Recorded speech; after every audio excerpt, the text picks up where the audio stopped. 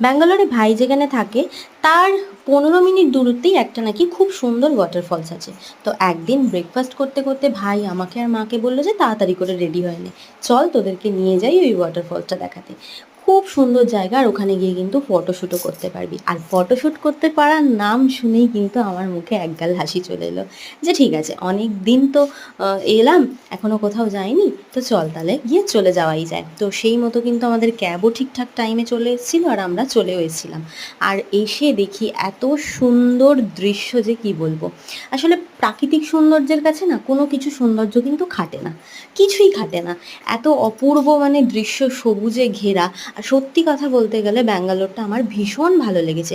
এত সুন্দর মনোরম পরিবেশ, মনোরম আবহাওয়া যে আর অন্য কোথাও কিন্তু পাওয়া যায় না।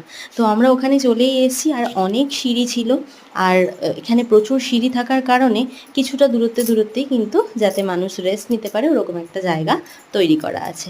তো ভীষণ ভালোই লেগেছে। ওয়াটারফলসটা খুব একটা বড় সড়ো নয়, তবে কিন্তু দেখার মতো খুব সুন্দর। ওখানে কিন্তু আবার একটা পঞ্চানন মানে ভোলা মহেশ্বরের একটা সাদা শিবের একটা মন্দিরও ছিল। তো যাই হোক, ওইটা আমি ভিডিওতে তুলতে পারিনি।